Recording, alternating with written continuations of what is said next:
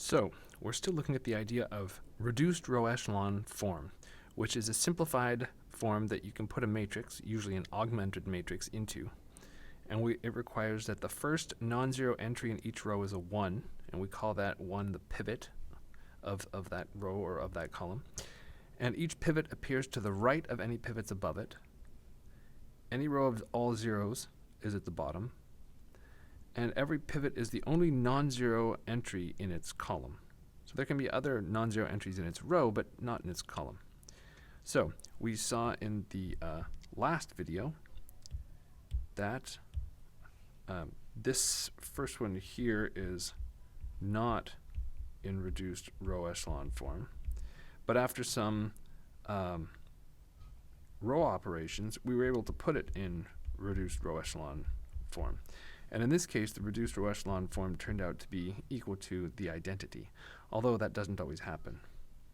So let's see. So now we'll go ahead and look at these examples that I wrote last time and see which ones are in reduced row echelon form. So first off, the first non-zero entry in the first row is this 1, and the first non-zero entry in the second row is this 1. So the first condition, is the first condition here is satisfied. All right, so that's fine. What about the second condition? Each pivot appears to the right of any pivots above it. So here's a pivot, and here's a pivot. The first one has no pivots above it, so we've got nothing to check. The second one is definitely to the right of the pivot in the first row, so that's fine. So number 2 is verified. Any row of all zeros is at the bottom. Well, there is no row of all zeros, so that's trivially true. Each pivot is the only non-zero entry in its column. Well, that pivot is the only non-zero entry there, and that one's the only non-zero entry there, so that one's satisfied as well. So for this one here, we find that, yes, it is in reduced row echelon form. Let's move on to the second one. So for the second one, we've got that the pivots are here and here, and they're definitely both 1s, so that's good. We have that the pivots in the lower rows appear to the right of the pivots in the upper rows, so that's fine. Any row of zeros is at the bottom? Well, no.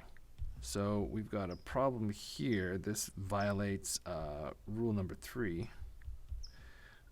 So we would have to do a row operation. So luckily we can fix that with a row swap. We can replace this with 0, 1, 2, 0, 0, 0, 0, 1, 0, 0, 0, 0.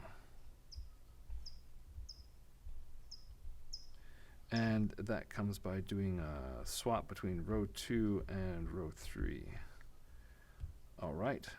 So, and then this one here would be in reduced row echelon form. Okay, now moving on to the next one. The very first thing we find is that the pivot in the first row is not a 1, so that will have to be fixed. The pivot in the second row is this 1 right here, so it is a 1, and it's strictly to the right, so that's good. Any row of all zeros is at the bottom, so that one is also good. And then the last one says each pivot is the only non-zero entry in its column, and then that's not good. We'd have to fix that right here. Okay, so let's do a couple row operations and get this fixed up. So,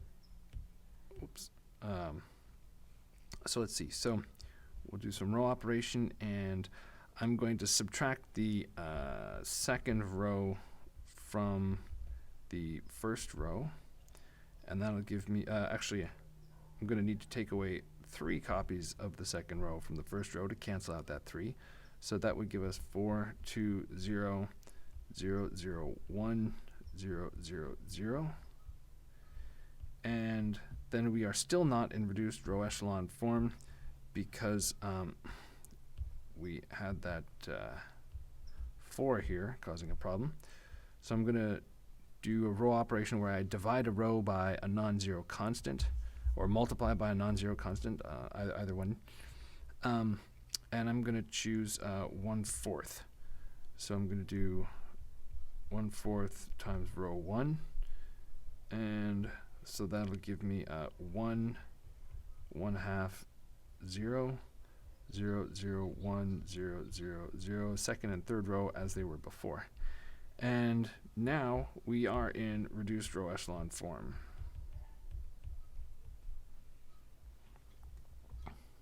So the last thing well, we'll see how to use reduced row echelon form in the context of say solving systems of equations, what it means and how to use it.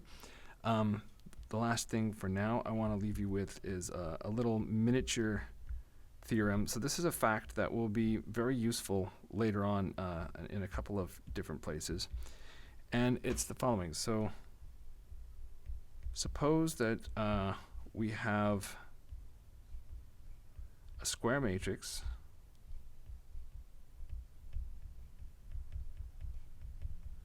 and it's in reduced row echelon form.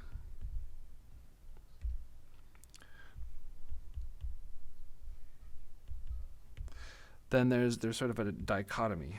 So either we have the case that we found the identity, or R has a row of zeros.